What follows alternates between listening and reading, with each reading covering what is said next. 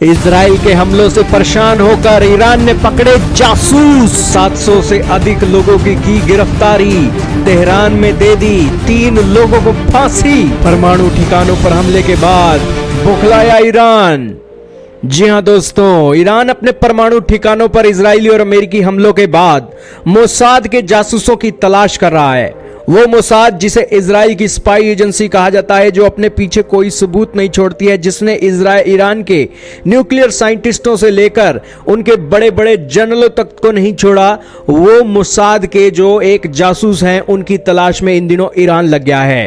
कई रिपोर्टों में दावा किया गया है कि इजराइल ने इन्हीं जासूसों की मदद से ईरान के अंदर पिन पॉइंट एक्यूरेसी के साथ कई सफल हमले किए हैं। इनमें ईरानी परमाणु वैज्ञानिकों को निशाना बनाने और हमास के शीर्ष नेता इस्माइल हानिया की हत्या तक शामिल है।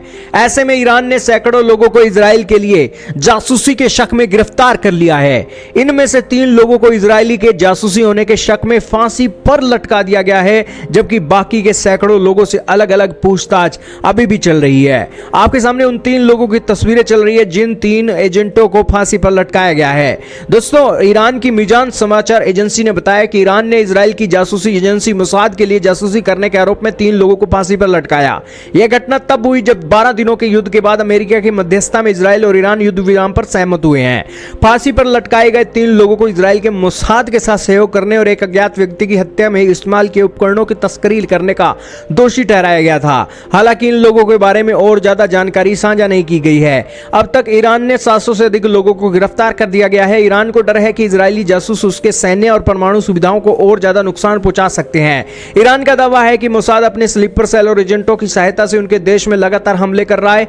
इससे ईरान को भारी नुकसान पहुंचने की खबरें हैं। यही कारण है कि ईरान तेजी से इजरायली एजेंटों को पकड़ने का काम कर रहा है। ऐसी आशंका है कि ये एजेंट पूरे ईरान में फैले हुए हैं और उनमें से अधिकतर ईरानी परमाणु सुविधा वाले इलाकों में मौजूद हैं। खैर दोस्तों, आप कुछ भी कहिए, ईरान का हाल अमेरिका और इजराइल ने बहुत बुरा किया है और उनके न्यूक्लियर प्रोग्राम को बहुत पीछे पहुंचा दिया है। लेकिन आपका इसके बारे में क्या मानना है, कमेंट सेक्शन के अंदर जरूर बताइएगा।